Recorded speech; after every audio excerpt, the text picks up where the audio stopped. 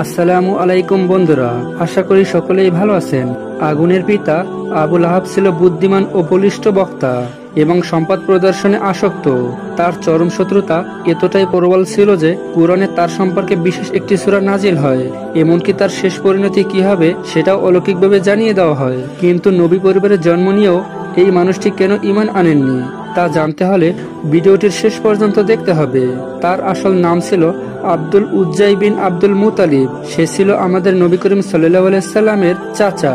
তার মুখমণ্ডল উজ্জ্বল ও লালচে বর্ণের ছিল, তাই তাকে আবু লাহাব বলা হতো, যার অর্থ আগুনের পিতা। কিন্তু বাহ্যিক এই উজ্জ্বলতা তার অন্তরের অন্ধকার ও বিদ্বেষ ডাকতে পারেনি। আবু লাহাব ছিল একজন সম্মানিত এবং প্রভাবশালী ব্যক্তি, যার বাবা আব্দুল মুত্তালিব ছিল কাবা শরীফের খাদেম এবং তিনি একজন বিশিষ্ট নেতা ছিলেন। এই খ্যাতির সুবাদে আবু লাহাব বাণিজ্যের সঙ্গে যুক্ত হয়ে বিপুল ধন সম্পদের মালিক হয়েছিল। অথচ একই সময়ে গোত্র থেকে প্রেরিত নবীর বিরুদ্ধে সে সবচেয়ে বড় শত্রুতার পরিচয় দিয়েছিল। সে বিয়ে করেছিল উম্মে জামিল অরোরা বিনতে হারবকে। উম্মে জামিল ছিল রূপবতী এবং গুণবতী, কিন্তু দুঃখজনকভাবে সে এই গুণগুলো ভালো কাজে ব্যবহার করেনি। হযরত মুহাম্মদ সাল্লাল্লাহু আলাইহি সাল্লামের জন্ম তার পরিবারে আনন্দ বয়ে এনেছিল। আবু লাহাব খবরটি শুনে খুব খুশি হয়েছিল এবং এই সুসংবাদ আনার জন্য তার দাসী শোয়েবাকেও মুক্ত করে দেয়। এ থেকে প্রমাণ করে যে শুরুতে নবীর প্রতি তার ভালোবাসা ছিল। ছোটবেলায় নবীকে ব্যবসার কাজে তিনি সাহায্যও করেছিল। হযরত মুহাম্মদ সাল্লাল্লাহু আলাইহি সাল্লাম 40 বছর বয়সে যখন পৌঁছালেন তখন তিনি প্রথম ওহী লাভ করেন। তখন তিনি সাফা পাহাড়ে ঐতিহাসিক সমাবেশের ডাক দেন। সেখানে তার পরিবার ও কুরাইশ নেতাদের ইসলাম গ্রহণের আহ্বান জানান।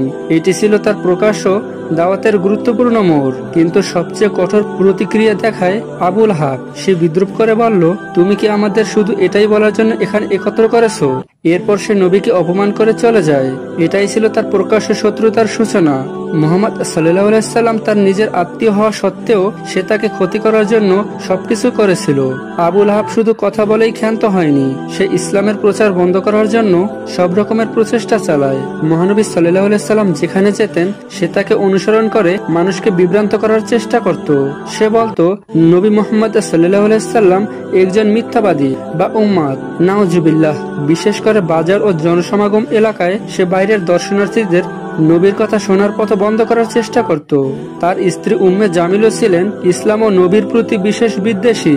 সে নবীর প্রতি মিথ্যা প্রচারণা চালাতো, মহিলাদের মধ্যে বিভ্রান্তি সৃষ্টি করত এবং নবীর বাড়ির সামনে কাটা ও আবর্জনা ফেলে রাখত, যাতে নবী করিম সাল্লাল্লাহু আলাইহি সাল্লাম কষ্ট পান। সে মক্কার সম্ভ্রান্ত মহিলাদের বোঝানোর চেষ্টা করত যেন তারা মুসলিম নারীদের সমাজ থেকে বের করে দেয়।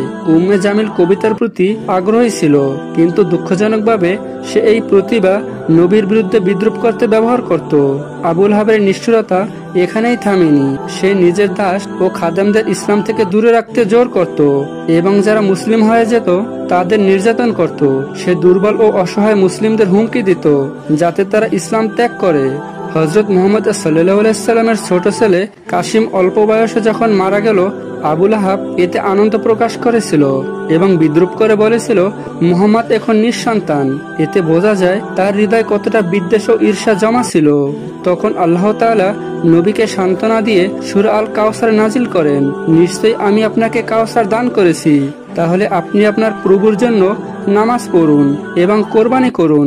নিশ্চয়ই আপনার শত্রুই মূলত নিঃসন্তান। আবু লাহাব ও উম্মে জামিল তাদের ছেলে উতবা উতাইবার সঙ্গে রুকাইয়া ও উম্মে কুলসুমের বিয়ে বাতিল করে দেয়। এতে পারিবারিক সম্পর্কের শেষ বাঁধনটুকু ছিন্ন হয়ে যায়। উতাইবা যখন বিয়ে ভেঙে দেয় তখন সে নবীকে চরমভাবে অপমান করে এবং তার চোখের দিকে থুথু নিক্ষেপ করে। নাউজুবিল্লাহ। এতে নবী করিম সাল্লাল্লাহু আলাইহি সাল্লাম দুঃখিত হয়ে বলেছিলেন, হে আল্লাহ, তাকে তুমি ধ্বংস করে দাও। এর কিছুদিন পর উতাইবা স্বামীর উদ্দেশ্যে বাণিজ্য সফরে বের হয়ে গেলেন।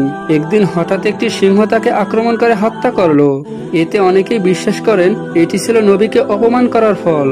আবু লাহাব ও তার স্ত্রীর অত্যাচারের কারণে আল্লাহ তাআলা সূরা লাহাব নাজিল করেছেন, অর্থাৎ ধ্বংস হোক আবু লাহাবের 2 হাত এবং ধ্বংস হোক সে নিজেই, ধ্বংস হোক তার সম্পদ ও যা সে উপার্জন করেছে, যা কোনো কাজেই আসবে না। সে প্রবেশ করবে জ্বলন্ত অগ্নিতে এবং তার স্ত্রী, যে ছিল আগুনের কাঠ সংগ্রাহক, তার গলায় থাকবে খেজুর পাতার মোটা রজ্জু।